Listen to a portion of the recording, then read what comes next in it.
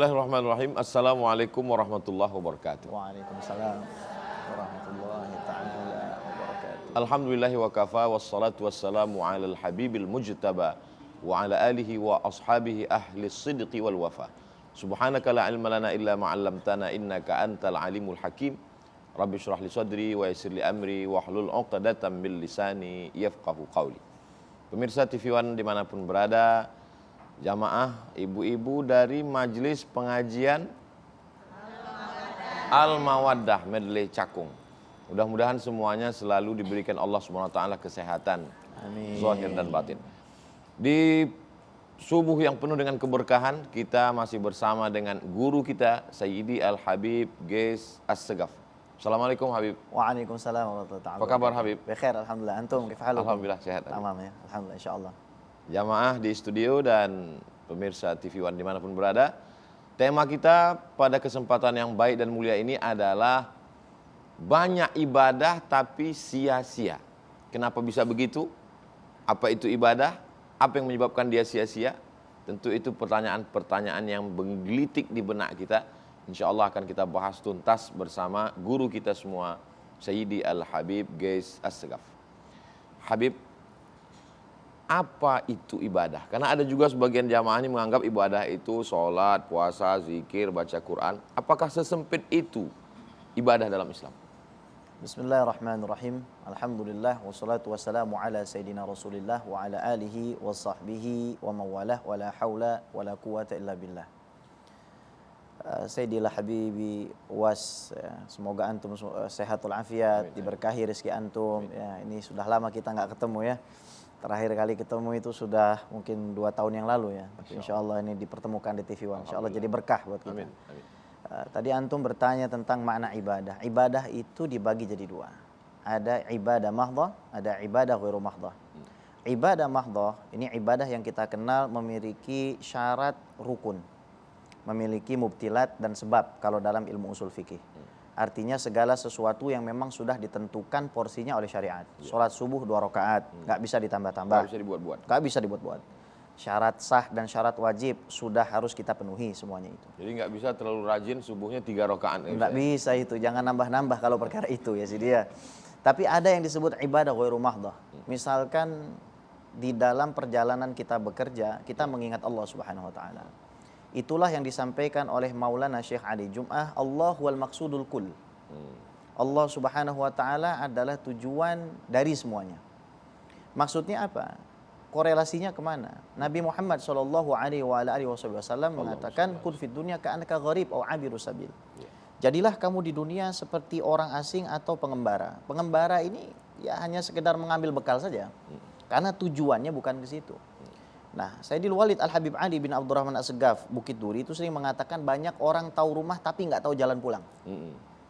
Artinya, kalau kita tidak mengetahui jalan pulang kita kepada Allah Subhanahu wa taala, maka kita juga nggak akan sampai kepada Allah Subhanahu wa taala. Nah, inilah jangan mempersempit kita makna ibadah hanya di dalam ibadah mahdhah saja. Karena ada yang disebut syartus sihah, ada yang disebut syartul qabul tadi itu. Contoh, kalau kita bicara tentang syarat sahnya sholat, ya haruslah kita itu memiliki toharatul malbas, toharatul makan, kemudian toharatul badan, badan kita harus suci, tempatnya harus suci, pakaian kita harus suci. Apakah semua itu cukup? Tidak. Ternyata ada syaratul qabul. Apa syarat qabul kita diterima oleh Allah Subhanahu wa taala? Jangan ghibah. Jangan ribah. Jangan ghibah. Karena itu salah satu penyakit hati yang mana Allah Subhanahu wa taala nggak akan lihat hati kita. Kadang-kadang ada MGF, Majelis Ghibah Forever. Iya, ya Bu ya. Iya, apa tuh Majelis Ghibah Forever? Casingnya maulid. Iya, isinya. Casingnya maulid, casingnya diba. Bukannya itu jelek, tapi kadang-kadang kita nggak bisa tahan. Tuh lihat tuh yang jilbabnya loreng-loreng, kayaknya masih kredit. Ribah. Itu akhirnya apa? Mengurangi daripada nilai ibadah mahdhah tersebut.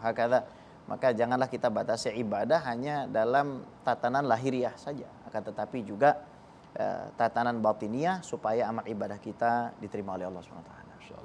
Tujuan hidup ini kan Habib, kalau kita lihat a'udzubillahi minasyaitonirrajim wa ma khalaqtul jinna wal insa illa liya'budun, untuk beribadah.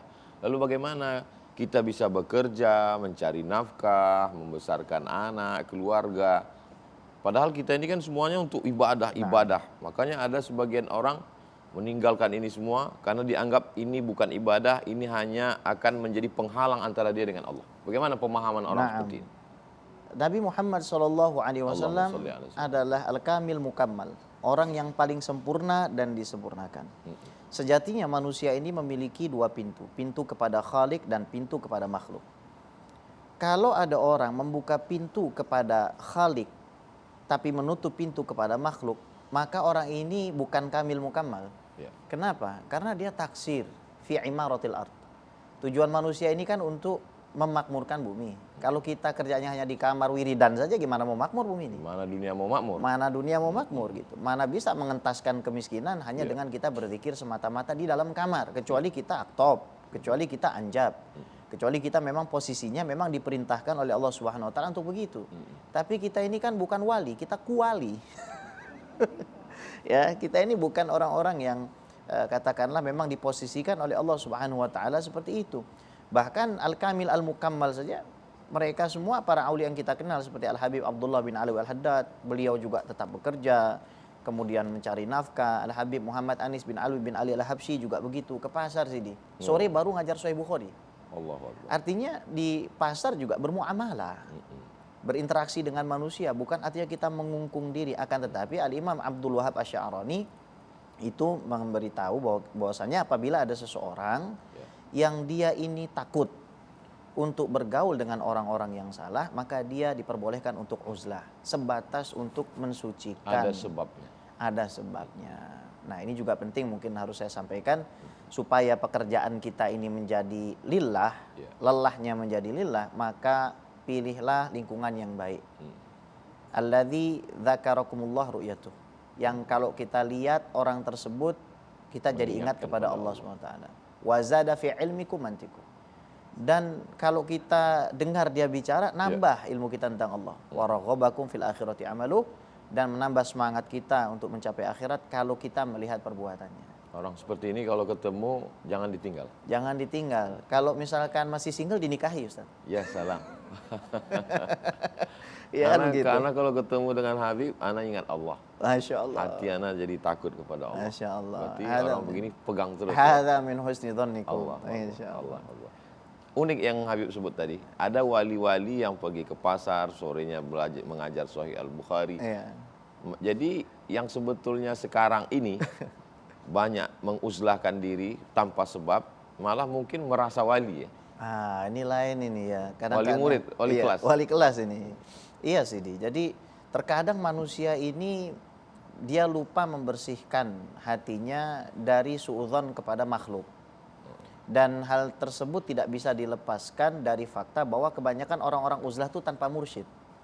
Uzlah tanpa mursyid. Iya. Tanpa pembimbing. Jadi orang pengen berguru tapi ngawang aja gitu. Akhirnya man laisa lahu syekh Kasyaitanu syaikhu. Nah, kalau orang nggak punya guru, maka gurunya siapa, Bu? Setan. Thariqah ngawuriyah. Iya, thariqah ngawuriyah gitu kan. Thariqah nyasariyah. Haluiyah. Akhirnya dia tidak sampai kepada Allah, malah dia berhalusinasi. Yang dilihat sebenarnya jin, dia mengaku melihat Nabi Muhammad. Nauzubillah.